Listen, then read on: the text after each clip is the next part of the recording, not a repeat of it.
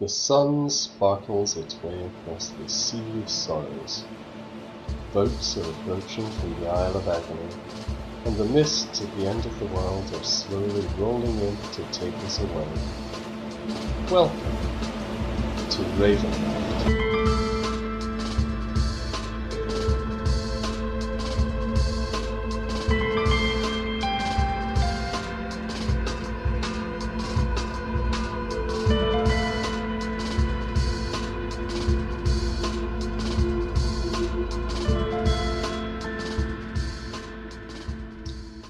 Firstly, I would like to give a warm greeting to our new readers in Western Darkon. This little newspaper has been doing quite the rounds, and you are now the third realm to update and enlighten your squalid little lives with the news of the wider world. Congratulations! To mark this grand occasion, we begin with news from that wide green realm. Rest assured, readers, all proper decorum has been observed, as we have gained permission to fly our little publication east from none other than Azalin Rex, the Mage King of Darkon. Azalin has, through his ingenious and stupendous mastery of all magics, stretched his own lifespan beyond that of any man, and for his enduring vigilance and protection of the realms, we are all very thankful. We begin, therefore, with a word of thanks to that great king from ourselves, and we are presuming to speak especially on behalf of that barbarian horde in the east who, without Azalin's persistent vigilance and cultural influence, would no doubt have eaten each other in a cannibalistic orgy. A new realm has recently appeared in Darkon, where once the little town of Ilaluk stood proud, the dead now wander, shuffling around in a meaningless haze, reenacting their old lives like a grotesque puppet show parody of daily life. According to our sources, in the secret police in Darkon, this has happened because you do not work hard enough. Tut tut, Darkonians, if you remain idle, the dead will not. Back in our own realm, the people are making decorations for our own clock festival, celebrating the launch of the largest clock in all the realms.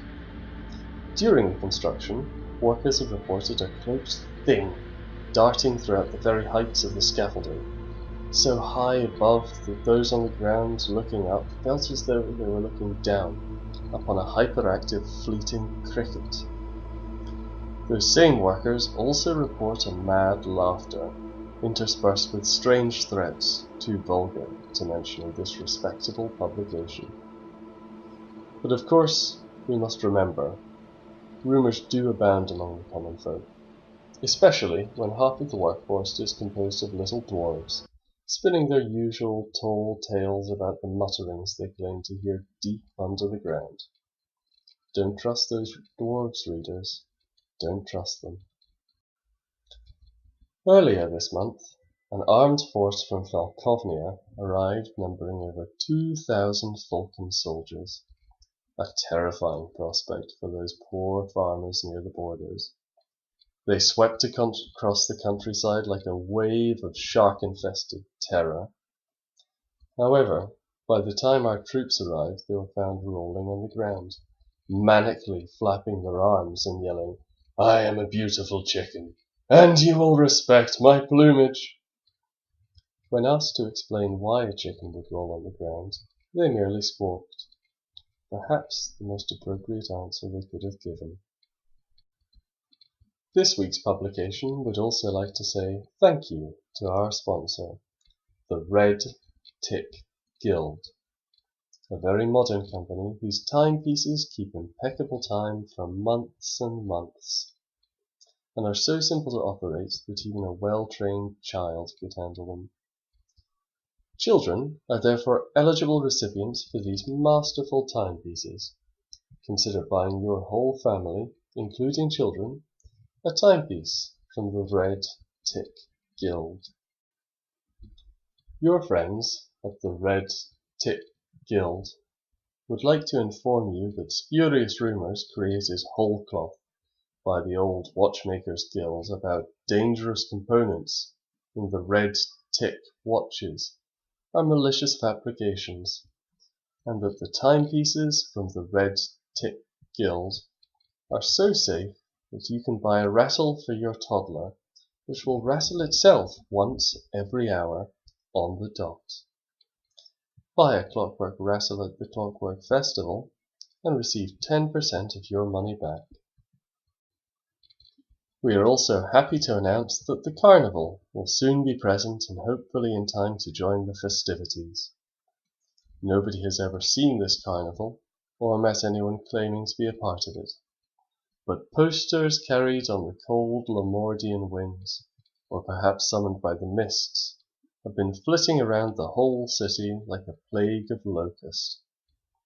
Some have suggested that they are cursed, so if you see one lying there on the ground, dear reader, don't pick it up.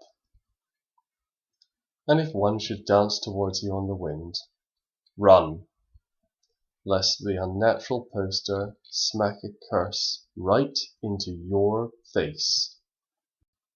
Why, just moments before this went to press, the poster flew delicately through our own office window, sat itself pleasantly on top of an oil lamp, then proceeded to wind its way around the office on the wind, spreading little paper sparks upon the carpet, curtains, and on our couches. Beware, readers, beware. Of course, this does not mean that anyone should avoid going to the carnival itself, and personally, I cannot wait to see, as advertised, that strange southerner hammering nails into his own skull. Perhaps he would let me have a go.